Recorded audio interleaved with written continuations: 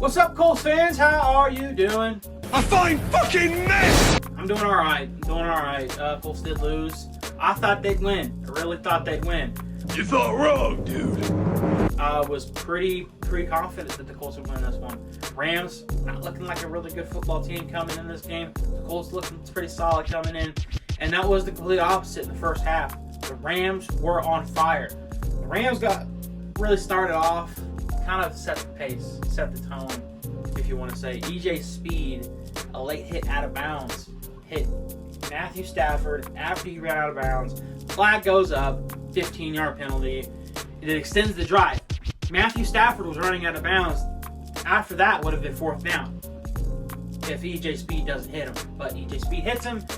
They keep driving. They don't punt. Kyron Williams later on punches an in from 3 yards out to make the score 7-0. And now the Colts get the ball. They don't do anything with it. They give the ball right back to the Rams. Same deal. Rams right down the field again. Puka Nacua was open all day. Nah, I'm open. I'm always open. 7-11. I'm always open. Another 3-yard run by Kyron Williams to make it 14-0. Come on, let's go, boys.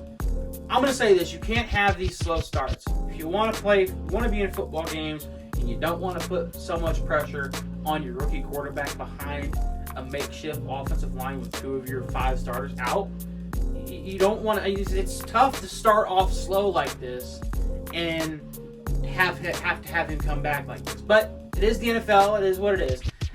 Second quarter, Brett Maher nailed 2 field goals, 1 from 40, 1 from 54 to make the score 20-0 at halftime. 20-0 at halftime. I was not confident. I was not feeling good, but I did think that we were going to come out with a little bit of an edge. The Rams came out of the third quarter, got another 50-yard field goal, actually 51-yard field goal. Brett Maher was 3 for 4 on field goals. He missed 1 field goal.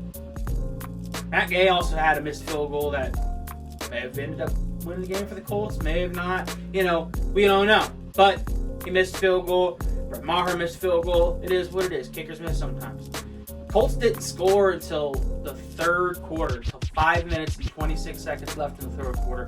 Actually, it was a great pass from Anthony Richardson. He caught a 35-yard touchdown pass to get the Colts on the board. And then they went for 2 because they had to go for 2.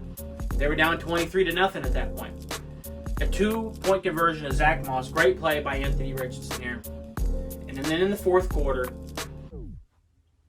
when the Colts needed it most, Anthony Richardson came in the clutch. He had another rushing touchdown. I think that's 4 rushing touchdowns for Anthony Richardson so far this season, which is awesome to see.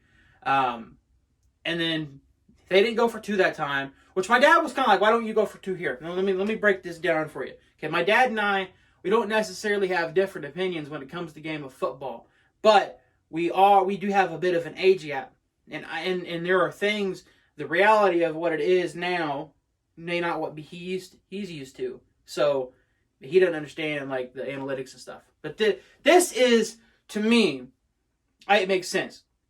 You go for 1 in that situation, you make it 23-15. You're still down 8. If you go for 2 in that situation, when you are down 23-13, or is it 23-14? You're down 23-14. You're down by 9 at that point. If you go for 2 and don't get it, you're still down by 9. Now you're in the mental state of knowing you're down 2 possessions. Maybe that can have heightened sense, but that came with 11:45 left in the fourth quarter.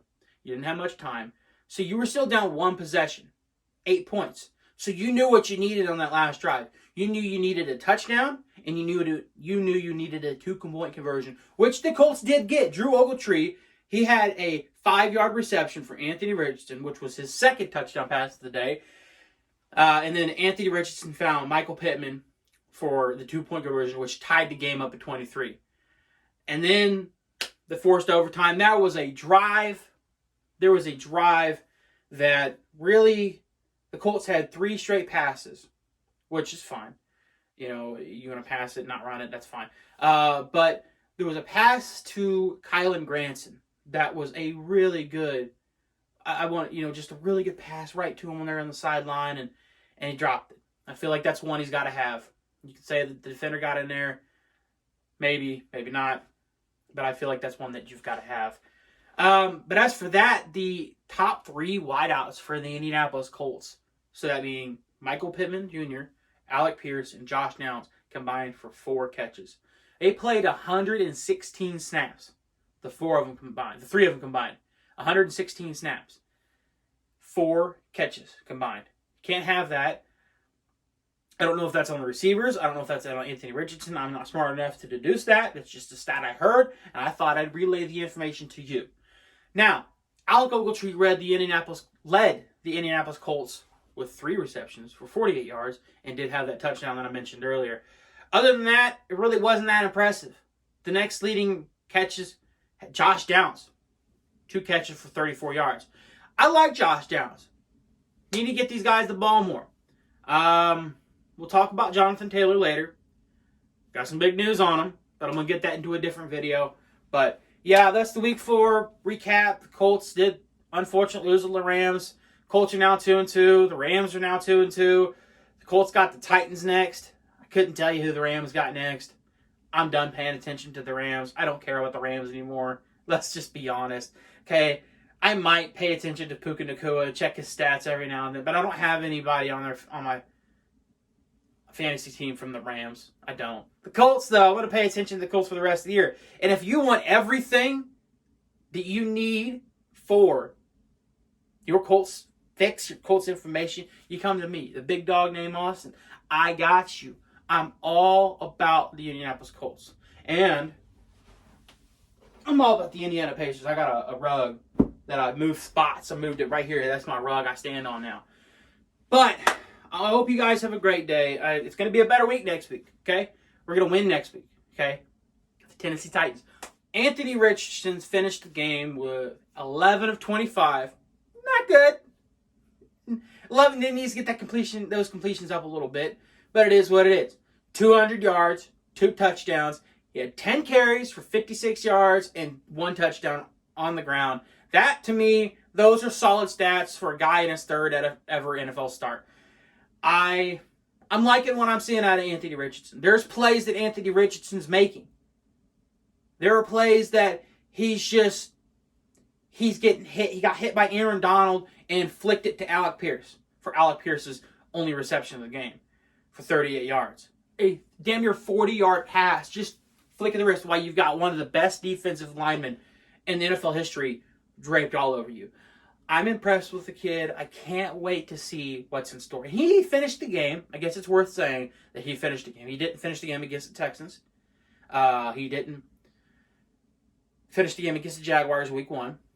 He didn't play against the Ravens in week 3. This is the first game he's ever finished in his NFL career. And I guess that's worth saying. Week 4, Anthony Richardson's got 1 complete start under his belt. And he played pretty solid. He got the Colts back into it. And you know what? Let's go. Let's go. Anthony Richardson, man, I can't wait for the future. I can't wait for Anthony Richardson to lead this team to Super Bowl, to fucking hoist the fucking Lombardi. I'm fucking telling you. We're going to win a lot of football games with this guy. Go Colts.